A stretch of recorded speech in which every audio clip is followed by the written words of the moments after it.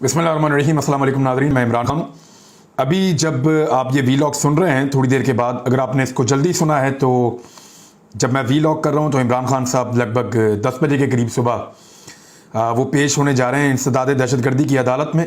उनके ऊपर दहशतगर्दी का मुकदमा दर्ज किया गया है इस्लामाबाद में। और इमरान खान साहब का जो 9वां हल्का है जहाँ से कागजात नामजदगी मंजूर नहीं हुए थे वहाँ से भी मंजूर हो गए हैं। ओवरसीज़ पाकिस्तानियों को वोट का हक मिलने के हवाले से बेंच की समाअत हुई है कल के दिन में।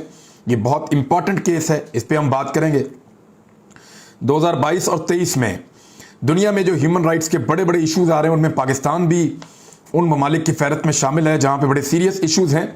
सैलाब से अब तक के नुकसानात क्या हुए हैं, और मौलाना फजलुर रहमान ने और समा ने जो आलमी मीडिया ने कवरेज की है इमरान खान साहब की, और मैंने उसके बारे में बताया था कि लगभग 2.5 दर्जन के करीब दुनिया की बड़े बड़े आलमी इदारे, नशरियाती इदारे, उन्होंने इमरान खान साहब की खबर को उठाया है। उसके ऊपर मौलाना फजलुर रहमान साहब ने और समा टीवी ने इसके ऊपर अलग किस्म की कवरेज कर दी है। जबकि बिलों में कमी का एक धोखा हुकूमत पाकिस्तान गरीब शहरियों को देने जा रही है, वो मैं आपको बताऊंगा। और पाकिस्तान तहरीक इंसाफ ने एक नया रिकॉर्ड लगा दिया है। ये सारी चीज़ें आज के इस वीलॉग के अंदर। सबसे पहले तो एक चीज़ मैं आपको बता दूं कि चाइना ने क्लियर किया है, और ये कराची में तैनात चीन के कौंसल जनरल, उनका ये कहना है, ली बीजियान, उनका ये कहना है कि इमरान खान के दौरे हुकूमत में जो तासुर बनाया गया है या जो बार बार कहा गया है, पाकिस्तान में बहुत सारे लोग कॉलम शॉलम भी लिख देते थे इसके ऊपर, जंग अखबार में छपते थे ज़्यादातर। अब आप समझ गए होंगे कौन लोग हैं और क्यों लिखते थे और क्या लिखते थे कि जनाब सी पैक बंद कर दिया, सी पैक रूल बैक कर दिया, सी पैक पे इमरान खान काम ही नहीं कर रहा। तो उस पर इमरान खान की हुकूमत में सी पैक पर काम बिल्कुल मुतासिर नहीं हुआ। ये चीन के कौंसल जनरल ने इसका एतराफ़ किया है, और उन्होंने कहा कि इमरान खान के दौरे हुकूमत में पाक चीन इक्तसादी राहदारी पर काम बिल्कुल मुतासिर नहीं हुआ और अच्छा काम होता रहा है। मैं खुद उसका गवाह हूँ, मैंने बहुत सारा इसको विजिट किया है। बड़ी तेज़ी से काम हो रहा था इमरान खान साहब के दौरे हुकूमत में, और बल्कि जब पॉलिटिकली इंस्टेबिलिटी आती है किसी मुल्क के अंदर तो चीज़ें स्लो हो जाती हैं। जैसा कि अब पाकिस्तान का रुझान मगरब और अमेरिका की तरफ ज़्यादा है, तो फिर चाइना की तरफ हमारा रुझान ऑटोमेटिकली मुतासिर हो जाता है। आप ये दो अलग अलग दुनिया में कैंप्स बन रहे हैं। पाकिस्तान पहले चाइना, रशिया और तुर्की और ईरान, और इस तरफ पाकिस्तान की तवज्जो बहुत ज़्यादा बढ़ गई थी। लेकिन अब रिजीम चेंज ऑपरेशन के बाद पाकिस्तान की ज़्यादा तवज्जो दूसरी तरफ दिखाई देती है। बज़ाहिर ऐसा दिखाई दे रहा है कि पाकिस्तान कभी भी किसी एक कैंप को प्रॉपरली ज्वाइन नहीं कर पाता। हम गरीब मुल्क हैं, हमें पैसे चाहिए होते हैं, कभी यहाँ से ले लेते हैं, कभी वहाँ से ले लेते हैं, और इसी तरह हम अपना काम चलाते हैं। इमरान खान साहब आज इंसदाद दहशतगर्दी की अदालत में पेश हो रहे हैं, और ये खबर पूरी दुनिया के मीडिया के अंदर छपी है और बहुत बड़े पैमाने पर छपी है। अच्छा, ये जो पेशी है इमरान खान साहब की, ये बड़ी हसास नौइयत की है। क्या हुकूमत अभी गिरफ्तार कर लेगी उनको, ये एक बड़ा सवाल है। लेकिन मैं आपको इसका जवाब पहले दे देता हूँ कि हुकूमत ऐसा कुछ नहीं कर पाएगी। उसका रीज़न ये है कि हुकूमत जानती है कि अगर उनको हुकूमत करनी है तो इस वक्त उनको इस तरह का पंगा नहीं लेना। पाकिस्तान के अंदर सैलाब आया हुआ है, बहुत बड़े पैमाने पर तबाही फैली हुई है। ऐसी सूरत हाल में पाकिस्तान तहरीक इंसाफ के चेयरमैन को गिरफ्तार करना ये एक बहुत बड़ी बेवकूफ़ी होगी। जब वज़ीर आज़म पाकिस्तान एक बड़े वफद के साथ पाकिस्तान में मौजूद नहीं है, कतर गए हुए हैं। स्पीकर कौमी असम्बली एक बड़ा वफद लेकर कनाडा गए हुए हैं। कुछ लोग जो हैं वो तुर्की में हैं, कुछ लोग जो हैं वो लंदन में हैं। सारे इधर उधर भागे हुए और सिंध पूरा डूबा हुआ है। ऐसी सूरत हाल में इतने बड़े लीडर को गिरफ्तार करना ये एक बहुत मुश्किल काम होगा। लेकिन बहुत सारे लोग ऐसे हैं जो ऐसी ख्वाहिश रखते हैं। लेकिन इस मौके पर इमरान खान साहब की जो अपनी क़यादत है, पार्टी की बाकी लोग हैं, वो सारे उनके साथ जा रहे हैं। लेट्स सी अदालत में होता क्या है। ये सिर्फ एक दहशतगर्दी का मुकदमा है जिसमें एक लीडर ने यह कहा कि मैं कानूनी कार्रवाई करूंगा तुम लोगों के खिलाफ, नहीं छोड़ूंगा तुम लोगों को, और इस बात के ऊपर दहशतगर्दी के मुकदमे हो गए। इमरान खान साहब ने क्या कहा था कि आईजी और डीआईजी, हमने तुम्हें नहीं छोड़ना, हम तुम्हारे ऊपर केस बनाएंगे। इस पे कहां से दहशतगर्दी आ गई? इस पे कौन सा दहशतगर्दी का केस बनता है? भारत बना दिया है। मेरे ख्याल में तो पहली पेशी पे आज ये उड़ जाना चाहिए। लेकिन देखते हैं वहां पे कैसा इंसाफ मिलता है, क्योंकि मैंने एक चीज तो मैंने बड़ी विटनेस की है खुद, और मेरे आजकल ये बात बहुत फैली हुई है वकला के अंदर।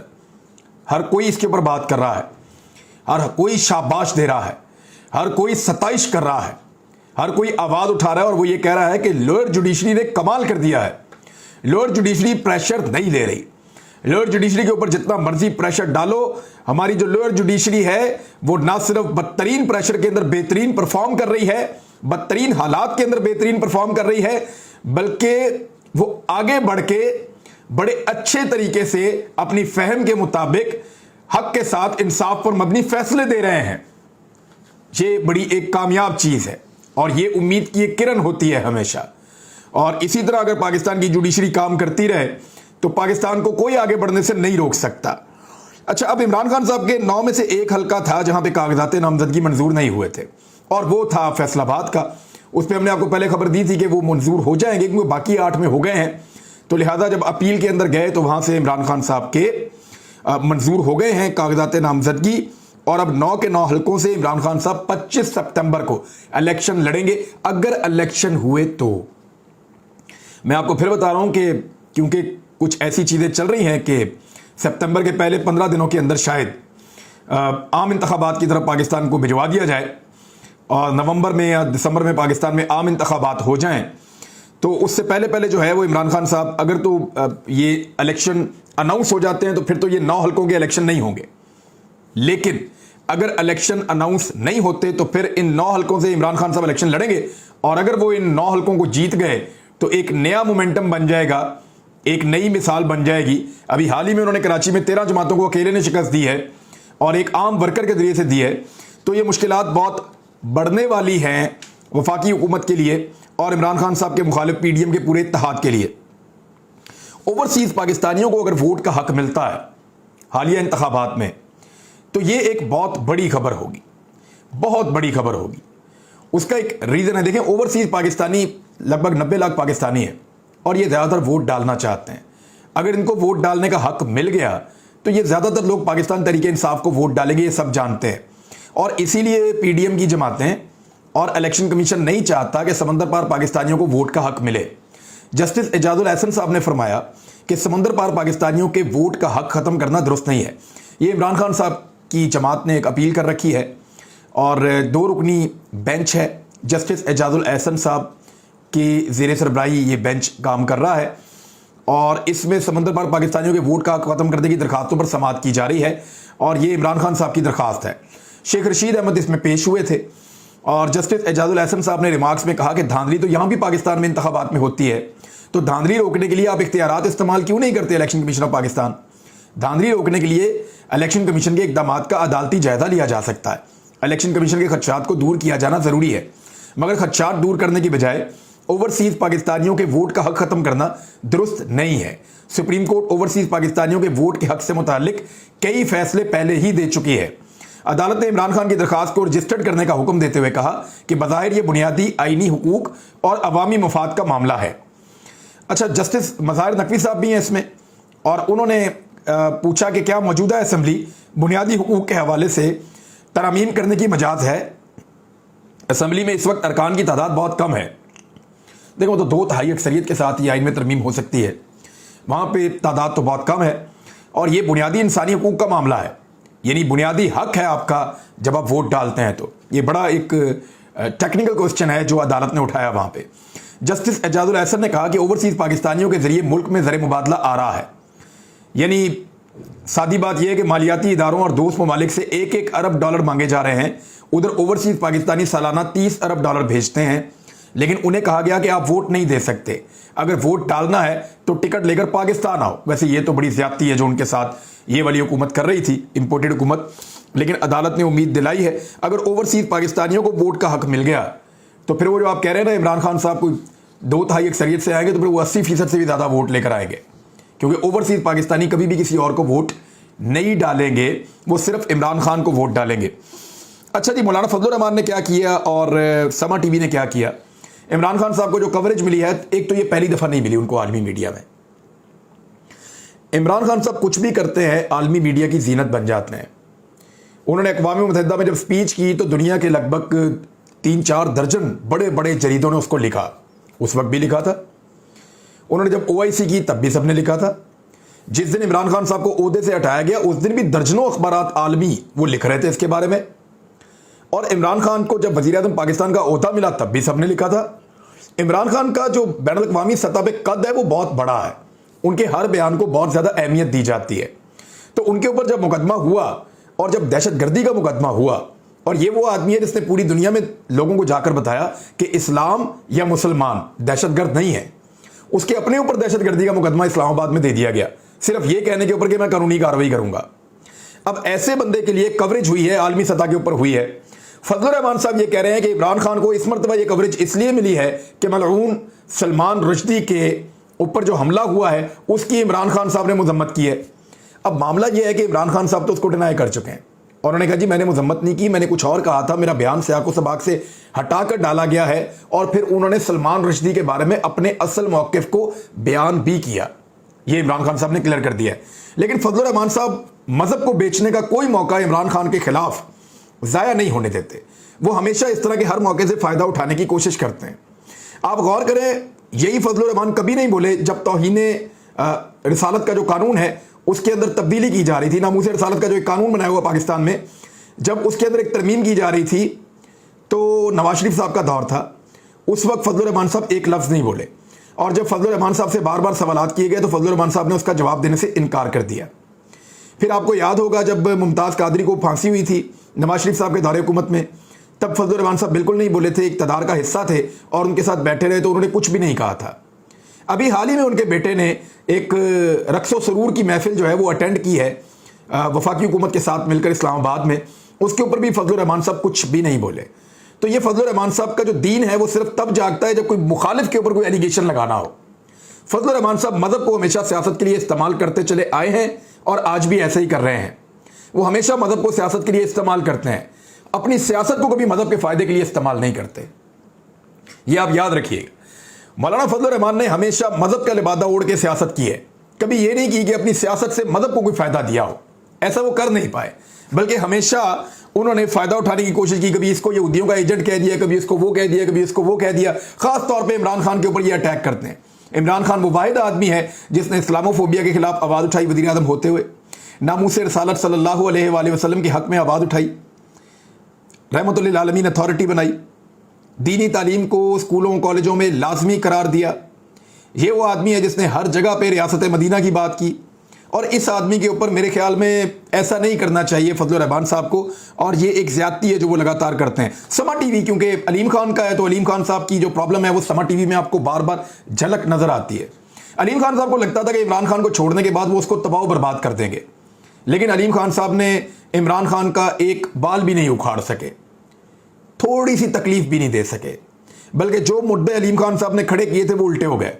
حتیٰ کہ علیم خان صاحب نے پنجاب کی حکومت چھیننے کی کوشش کی تھی, وہ آج بھی عمران خان صاحب کے پاس ہے. علیم خان کے پلے ککھ بھی نہیں ہے.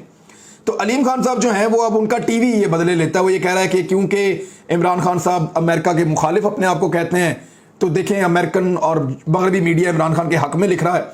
تو ایکچولی عمران خان صاحب نے کبھی بھی امریکہ کی مخالفت نہیں کی, غلامی کی مخالفت کی ہے. انہوں نے ہمیشہ امریکہ کے غلاموں کی مخالفت کی ہے. انہوں نے کہا کہ دوستی کرنا چاہتے ہیں, تعلقات رکھنا چاہتے ہیں, بزنس کرنا چاہتے ہیں, معاملات ہمیشہ آگے بڑھانا چاہتے ہیں, لیکن غلامی نہیں کرنا چاہتے. یہ فرق ہے عمران خان کے کہنے میں اور سما ٹی وی کے سما ٹی وی نہیں. سما ٹی وی میں بڑے جینیس لوگ بیٹھے ہیں, سارے بڑے قابل احترام ہیں. علیم خان کے سمجھنے میں اور عمران خان کے کہنے میں یہ فرق ہے. بلوں کے معاملے میں ایک دھوکہ دیا جا رہا ہے, وہ میں آپ کے سامنے رکھ دیتا ہوں کہ معاملہ ہے کیا. بجلی کے بلوں میں جو ریلیف ہے وہ جو حکومتی دعوے ہیں ان کو دھوکہ قرار دیا گیا ہے میڈیا رپورٹ میں. اور وہ دھوکے ہیں کیا؟ وہ یہ ہے کہ حکومتی دعوے جو ہے وہ دھوکہ نکلے کہ غریب آدمی کو جو ہے بجلی کے بل میں ریلیف دیا جائے گا. 200 یونٹ والے صارفین پر بھی جون کی فیول ایڈجسٹمنٹ مکمل معاف نہیں ہوگی. ذرائع کا کہنا ہے کہ حکومت نے 9 روپے 90 پیسے یکمشت وصولی نہ کرنے کا منصوبہ تیار کر لیا ہے. منصوبہ کے تحت حکومت ماہانہ 200 یونٹ تک پروٹیکٹڈ گھریلو صارفین سے مرحلہ وار وصولی کرے گی. پیسے لیں گے ضرور, لیکن اب قسطوں میں لے لیں گے.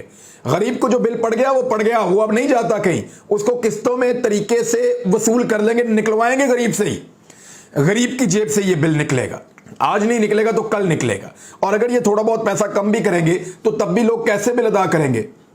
ایک درجن قسم کے تو ٹیکس لگا دیے ہیں اس کے اندر انہوں نے.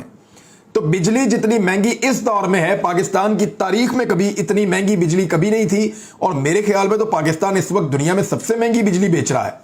میں کل اس کو چیک کرواؤں گا اور خود بھی دیکھوں گا, ہم اس پہ ریسرچ کریں گے اور دیکھیں گے کہ کیا واقعی ایسا ہے. کیونکہ مجھے ایسا لگتا ہے کہ اب پاکستان کی جو بجلی ہے وہ شاید دنیا کی سب سے مہنگی بجلی ہے, اور ابھی لوگوں کو مزید دھوکہ دینے کی تیاری کی جا رہی ہے. उधर तहरीक इंसाफ ने एक नया रिकॉर्ड लगाया और वो ये है कि जो इमरान खान साहब ने कहा था कि तहरीक इंसाफ की मकबूलियत का एक नया रिकॉर्ड, वो ऐसे लग गया कि उन्होंने कहा था कि जो इमरान टाइगर्स हैं उसके अंदर नौजवान जो हैं वो शमूलियत इख्तियार करें। तो 15 घंटे के अंदर व्हाट्सएप पर 42,000 अफराद ने रुजू किया है, रब्ता किया 42,000 15 घंटे के अंदर। और ये जो वेबसाइट्स हैं उनके ऊपर अब तक 2,88,000 अफराद रब्ता कर चुके हैं, यानी लाखों नौजवान अब तक इमरान टाइगर्स के अंदर शमूलियत इख्तियार करने के लिए रब्ता कर चुके हैं। तो ये भी एक नया रिकॉर्ड है और पाकिस्तान तहरीक इंसाफ की मकबूलियत का मुंह बोलता सबूत है। अब ज़रा मैं आपको बता देता हूँ कि इस वक्त तक तबाही कितनी फैली है। तूफ़ानी बारिशों और सैलाब से 30 लाख अफराद मुतासर हुए हैं, 830 से ज़ायद अफराद जांबाक हो चुके हैं और सैकड़ों अफराद ज़ख्मी हो चुके हैं। निज़ाम ज़िंदगी जो है वो मुंजमद हो गया है और सैलाब के बायस 30 लाख अफराद मुतासर हुए हैं। 313 बच्चों समेत 850 के करीब अफराद जांबहक हुए हैं और 1300 से ज़ायद अफराद ज़ख्मी हुए हैं। और जो बाकी नुकसान है उसमें यह है कि 4,13,000 घरों को नुकसान पहुंचा है, 20 लाख एकड़ पर जो खड़ी फसलें हैं वो तबाह हो गई हैं, 313 बच्चे जांबहक हुए हैं, ये इंतहाई अफसोसनाक है। 7,07,000 मवेशी, 2,886 किलोमीटर जो सड़कें हैं वो भी तबाह हुई हैं और 129 पुल जो है वो सैलाब की नज़र हो गए हैं। ये एक बहुत बड़ी तबाही है। मैं आपको फिर बता रहा हूं कि ये इतनी बड़ी तबाही है कि जब ज़ल्ज़ला आया था पाकिस्तान में शायद इसका वॉल्यूम उससे ज़्यादा बड़ा है। तो पाकिस्तानियों को मदद करने की फौरी तौर पे ज़रूरत है और पाकिस्तानी सियासी क़यादत को, जिनमें सबसे पहले और सबसे ज़्यादा जिम्मेदारी मैं इमरान खान साहब की समझता हूं। अब तक के लिए इतनी, अपना ख्याल रखिएगा, अपने इस चैनल का भी। अल्लाह हाफ़िज़।